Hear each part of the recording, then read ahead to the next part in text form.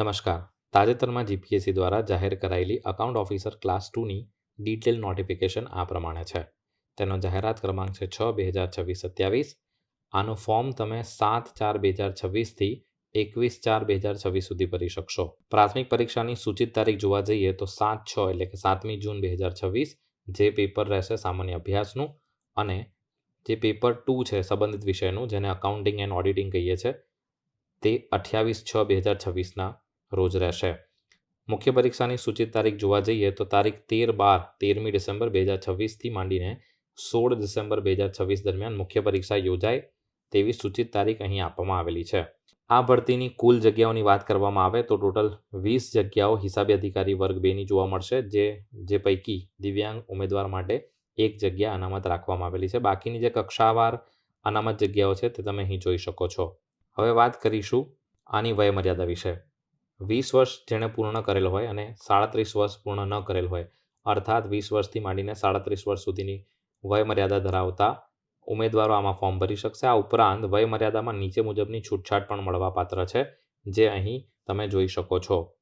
ત્યારબાદ વાત કરીએ શૈક્ષણિક લાયકાતની, તો possess a bachelor's degree of commerce, જેણે બીકોમમાં ગ્રેજ્યુએશન કરેલું હોય, અર્થાત જેણે સ્નાતક કરેલું હોય, બીકોમ કોમર્સની અંદર ચાર્ટર્ડ એકાઉન્ટન્ટની ડિગ્રી ધરાવતા હોય, ICWA institute of cost and works અકાઉન્ટની ડિગ્રી ધરાવતા હોય, કોસ્ટ એન્ડ મેનેજમેન્ટ અકાઉન્ટિંગ CMAની ડિગ્રી ધરાવતા હોય, અથવા તો કંપની સેક્રેટરીની ડિગ્રી ધરાવતા હોય, એટલે કે પોતે CS હોય, તો તેવા ઉમેદવારો આની અંદર ફોર્મ ભરી શકશે. આ ઉપરાંત વાત કરીએ પગાર ધોરણની, તો પે મેટ્રિક્સ લેવલ નંબર 8 44,900થી માંડીને 1,42,400ના તથા નિયમ અનુસાર મળવાપાત્ર અન્ય ભથ્થાઓનો પગાર મળવાપાત્ર રહેશે. આગળ વાત કરીશું પરીક્ષા પદ્ધતિની, તો પ્રિલિમિનરી એક્ઝામિનેશન ઓબ્જેક્ટિવ ટાઈપની રહેશે, એટલે કે MCQ ટાઈપના પ્રશ્નની અંદર આ પરીક્ષા લેવાનાર છે, જેમાં જનરલ સ્ટડીઝના 200 માર્ક્સ રહેવાના છે. 3 કલાકનું પેપર હશે. અકાઉન્ટન્સી એન્ડ ઓડિટિંગ, જે ઉપર આપણે સૂચિત તારીખ જોઈ છે, પહેલું પેપર જનરલ સ્ટડીનું, બીજું જે અકાઉન્ટન્સી એન્ડ ઓડિટિંગ, આને વિષય સંબંધિત પેપર કહી શકાય. 200 માર્ક્સનું રહેશે. આમાં પણ 3 કલાક ઉમેદવારોને આપવામાં આવશે. કુલ 400 માર્ક્સની પ્રિલિમિનરી એક્ઝામ રહેવાની છે, જેના 15 ગણા ઉમેદવારોને મુખ્ય પરીક્ષામાં પ્રવેશ આપવામાં આવશે. ત્યાર પછી વાત કરીએ મુખ્ય પરીક્ષાની, એટલે કે લેખિત પરીક્ષા, જે ડિસ્ક્રિપ્ટિવ રહેવાની છે, અથવા તો એને તમે કન્વેન્શનલ ટાઈપ પણ કહી શકો, જે ડિસેમ્બરમાં લેવાની સંભાવના છે, જેની અંદર પ્રશ્નપત્ર 1, 2, 3, 4, 5 એવા કુલ 5 પ્રશ્નપત્ર જોવા મળશે. Gujarati language 150 marks, English language, general studies 200 marks, accounting and auditing 200 marks, accountancy and auditing 200 marks.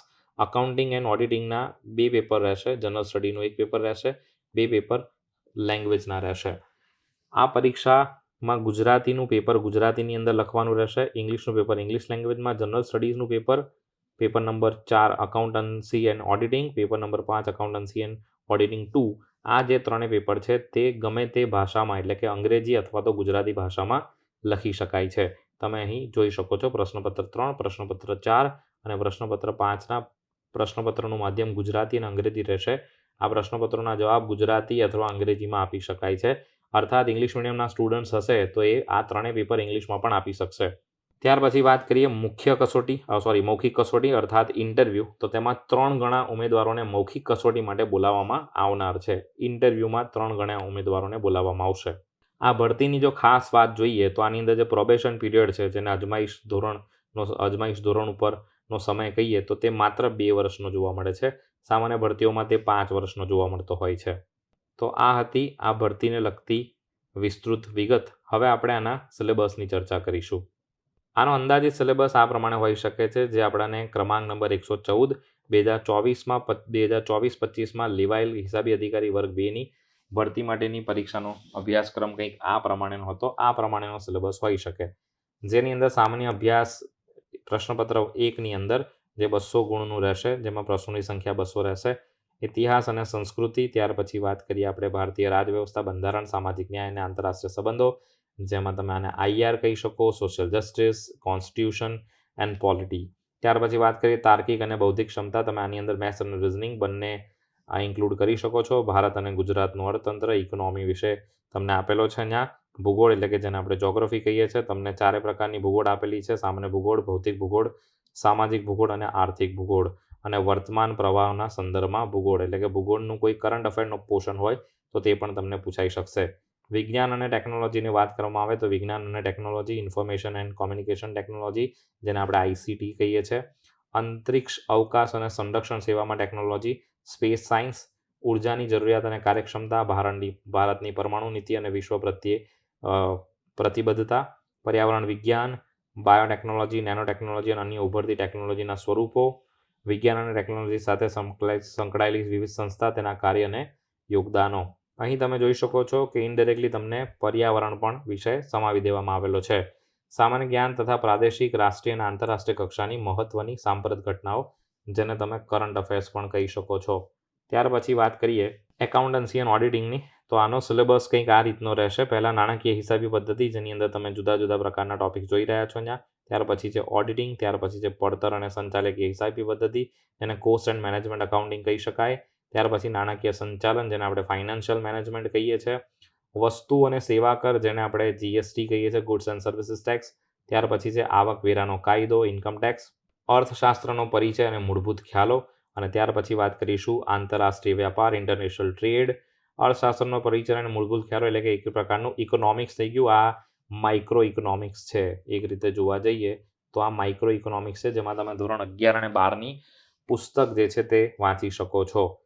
નાણાકીય વહીવટ, ફાઇનાન્શિયલ મેનેજમેન્ટ અથવા તો ફાઇનાન્શિયલ એડમિનિસ્ટ્રેશન, ધંધાકીય આંકડાશાસ્ત્ર અને માહિતી પ્રક્રિયા, ડેટા પ્રોસેસિંગ, અને બેન્કિંગ અને નાણાકીય સંસ્થાનો એટલે કે બેન્કિંગ સાથે જોડાયેલી જેટલી પણ સંસ્થાનો છે. આ ટોપિક જે છે તમારા ઇનડિરેક્ટલી જોવા જઈએ તો જીએસના સિલેબસમાં પણ જે ઇકોનોમી નામનો પોર્શન છે એમાં પણ કવર થઈ જતો હોય છે. હવે જો તૈયારીની વાત કરવામાં આવે, એટલે જો તમારે તૈયારી કરવી છે આની પ્રોપર, તો આની તૈયારી તમે કયા કયા સોર્સિસથી કરી શકો છો. એક તો બાબા સાહેબ આંબેડકર ઓપન યુનિવર્સિટીના જે પુસ્તકો છે તેની પીડીએફ તમને તેની વેબસાઇટ પરથી જ મળી જતી હોય છે ઓનલાઈન. જે પ્રમાણેના તમારા ટોપિક છે સિલેબસમાં, જેના અંગ્રેજી નામ પણ મેં જોડે જોડે કહી દીધા છે, એની તમામ પીડીએફ અહીંથી તમે ડાઉનલોડ કરીને જોઈ શકો. આ ઉપરાંત ગૂગલ ઉપર સર્ચ કરીને ગુજરાત યુનિવર્સિટીના જેટલા પણ પેપર્સ છે, ગુજરાત યુનિવર્સિટીના, હવે તમને પ્રશ્ન થશે કે સાહેબ આમાં એમસીક્યુની તૈયારી કેવી રીતે કરી શકાય? તો યુનિવર્સિટીના પેપરમાં 14 માર્ક્સના એમસીક્યુ પણ પૂછાતા હોય છે પાછલા. તો એ 14 એમસીક્યુ તમે ટોપિક વાઇઝ, તમારો જે પ્રમાણેનો સબ્જેક્ટ છે એ પ્રમાણેના ટોપિક વાઇઝ તમે જોઈ શકો.